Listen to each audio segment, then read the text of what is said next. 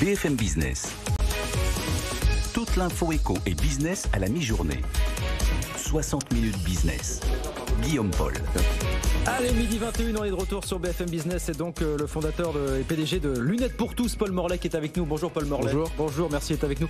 10 € en 10 minutes chrono, c'est toujours le slogan là chez Lunettes toujours. pour tous. Ouais. Nous, on a décidé de ne pas monter les prix en 2022 malgré l'inflation. Donc depuis 8 ans maintenant, on fait des lunettes de vue à 10 € tout compris et on continue à le faire. Alors j'ai vu que on vous connaît évidemment souvent dans les centres commerciaux, vous êtes présent. J'ai vu que vous faisiez, mais d'autres le font, le bus pour aller à la rencontre des Français dans les zones rurales qui sont soumis malheureusement à une moindre visibilité, sans mauvais jeu de mots. Qu'est-ce que c'est le bus exactement de Lunettes pour tous? En fait, on s'est aperçu que déjà, il y avait un problème de désert médical avant le confinement. Post-confinement, il faut comprendre que les ophtalmos ont fermé et ont réouvert avec encore plus de retard. Il y a des régions en France, on attend, tenez-vous bien, 2 ans et demi pour un rendez-vous chez l'ophtalmo. 2 ans et demi 2 ans et demi pour un rendez-vous chez l'ophtalmo, et plein d'autres régions où carrément on ne peut pas avoir de rendez-vous si on est nouveau patient dans la zone. Donc le bus qu'on a créé, en fait, qui est un bus scolaire réaménagé, donc ça c'est massif, vous permet à la fois de faire un examen de vue dans le bus, donc on peut voir entre 80 et 100 personnes par jour dans ce bus-là, à qui on fait un examen complet, qu'on peut renvoyer vers un vrai ophtalmo derrière si on voit un problème un peu plus compliqué que des lunettes, plus techniques et plus dangereux, entre guillemets. On peut faire un examen complet en dehors de la boutique d'un opticien en France aujourd'hui? Oui, bien sûr, on a les équipements sont les mêmes en fait, donc on peut s'équiper, faire ça dans un bus qui est assez grand, ça fait 35 mètres carrés, donc c'est un grand appartement parisien, et finalement on fait l'examen de vue dedans, puis on a une vraie boutique intégrée, et puis vous repartez avec vos lunettes de vue tout de suite en 10 minutes. Et ce qu'on a voulu faire, c'est pas créer une offre dégradée dans ce bus justement, en se disant même si on est dans un village de 50 habitants, ils auront accès au même prix et au même service que quelqu'un qui habite à Paris ou dans une grande ville en fait. C'est aussi le moyen pour vous de faire connaître en zone rurale, parce que Lunettes pour tous, je crois que c'est 40-50 boutiques, mais essentiellement dans les grandes agglomérations et les centres commerciaux. C'est ça Paul en gros aujourd'hui? C'est vrai que le modèle Lunettes pour tous, il est pas cher et rapide, mais il nécessite d'avoir des zones très denses et beaucoup de flux. Donc forcément, on nous reprochait en disant c'est sympa, Lunettes pour tous c'est très urbain, et finalement on a nos concurrents et confrères qui ont plein de magasins dans les petits villages. Et aujourd'hui, c'était le sujet, c'est-à-dire comment on arrive à couvrir des zones hyper retirées avec un service. Vous revendiquez, je crois aujourd'hui 5% de part de marché sur le. C'est ça, c'est un peu plus que 5% aujourd'hui en volume, c'est plutôt 6.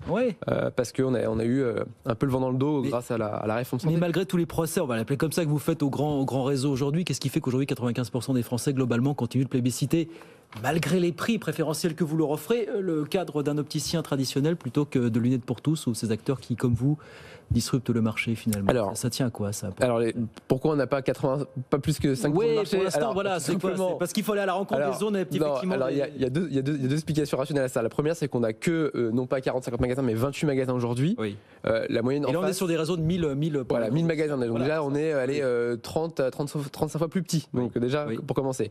Et deuxième chose, la plupart des Français aujourd'hui, la plupart, quand je dis plupart, c'est plus de 50%, ont des remboursements par leur mutuelle qui sont, je qualifierais d'excessifs. Donc ça veut dire qu'aujourd'hui, une assurance santé permet de nous acheter une monture de marque, ce qui est toujours le même débat. La réforme santé est passée par là et commence à plafonner par escalier ces remboursements. Donc plus la réforme avance et plus elle est amplifiée, finalement plus on prend du volume sur le marché, vous voyez. Et alors ce jour 100% santé, ça tombe bien que vous en parliez, parce que c'est le gouvernement qu'on a parlé ce matin. On nous dit, alors on est 3 ans après le début du processus. Pour les lunettes, non, c'était pas 2019, c'est 2020. C'était 2020, donc 2 ans. Qui nous dit ça monte en puissance, sauf du côté des opticiens qui vendent toujours moins d'une paire de lunettes sur 5 au tarif 100% santé. Je crois que ça avait déjà été épinglé par la répression des fraudes. C'est synonyme de quoi pour vous? C'est significatif de quoi finalement? C'est très simple. Vous avez globalement des opticiens qui vendaient des lunettes depuis 25 ans à 450 € la paire. On leur a dit maintenant, il faut en vendre à 95 € la paire. Donc vous comprenez bien qu'avec 12 000 magasins en France qui vendent 2 à 3 heures par jour à 450 €, on leur dit qu'il faut baisser le prix par 4. Très compliqué.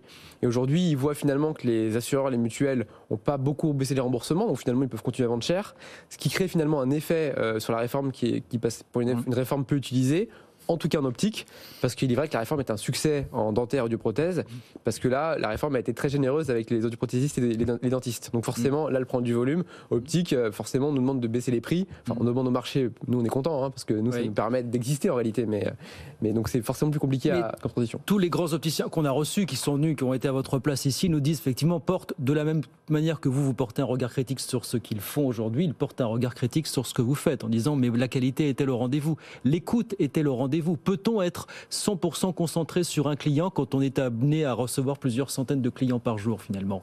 Qu'est-ce que vous répondez à ça, Paul? Et je réponds que je comprends la position. Je serai à leur place, j'ai la même chose. J'ai forcément un distributeur qui arrive sur le marché il y a 8 ans en arrière, qui vend plus d'1 million de paires de lunettes.